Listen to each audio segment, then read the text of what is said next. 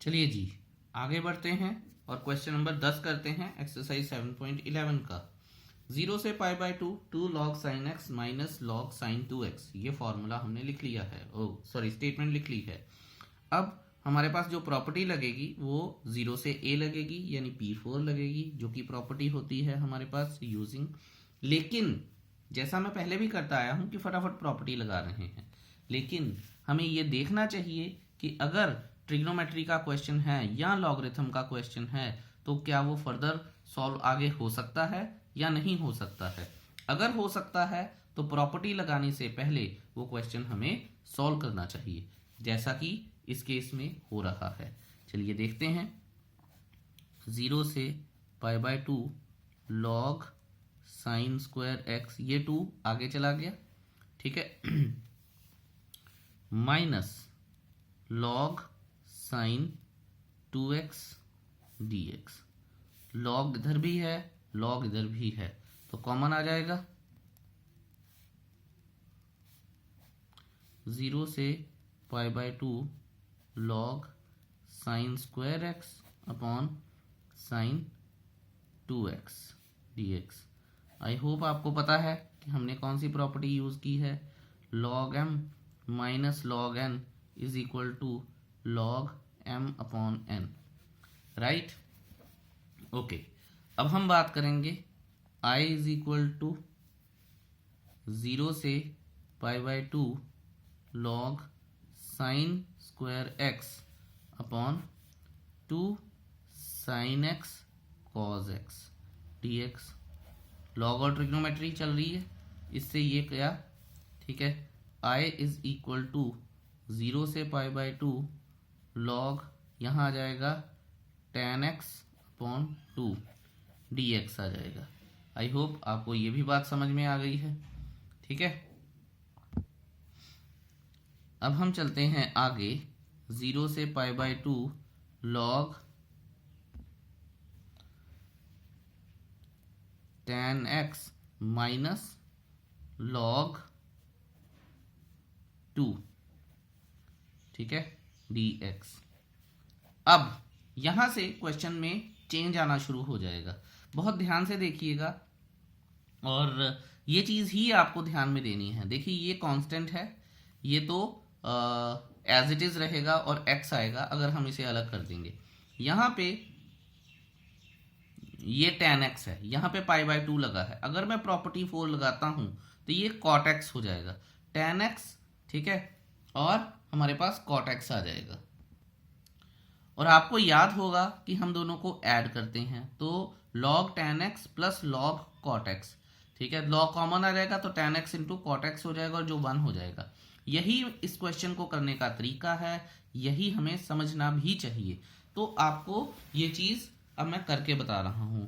Let's see कि आगे क्या करना है।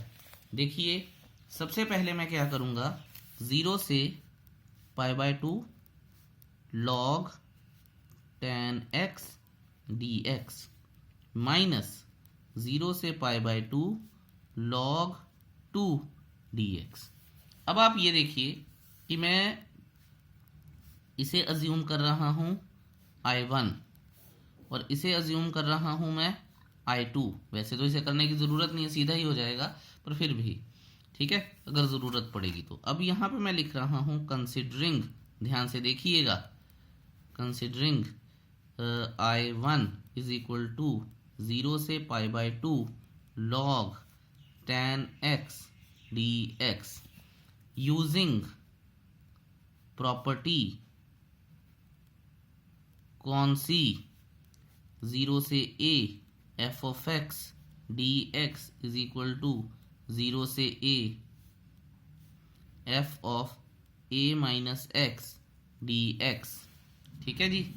अब I1 इज इक्वल टू 0 से pi by 2 log tan pi by 2 minus x dx, तो ये हो जाएगा हमारे पास। अब आप ये देखिए कि जिसको मैंने कंसिडर किया था उसको मैं 1 मान लूंगा, ध्यान से देखिएगा।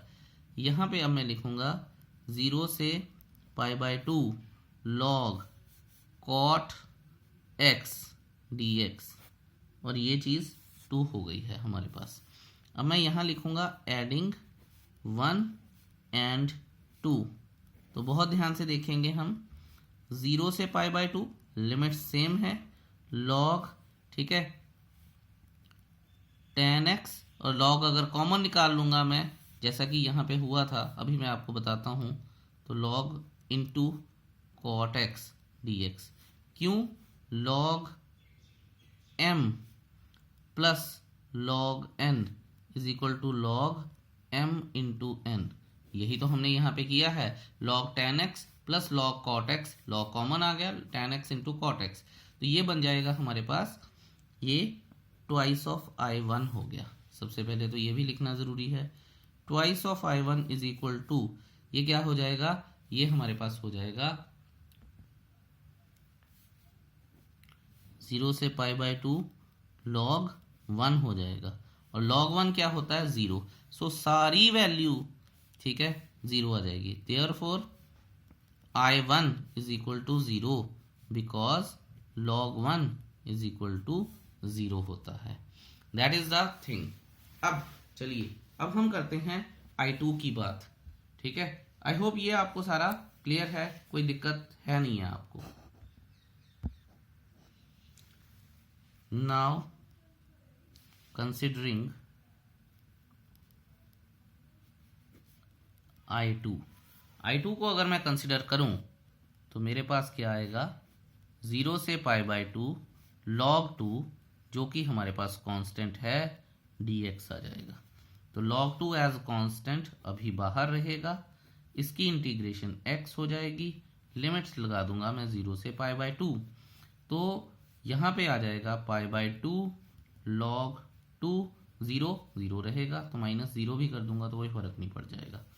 Now since I is equal to I1 minus I2, तो I1 क्या है हमारे पास, I1 है हमारे पास, ये आ गया था 0 minus π/2 log 2 is equal to minus π/2 log 2। That is the answer. I hope कि आपको ये समझ में आया होगा। It's quite a nice question, please इसे अच्छे से कीजिएगा। Thank you.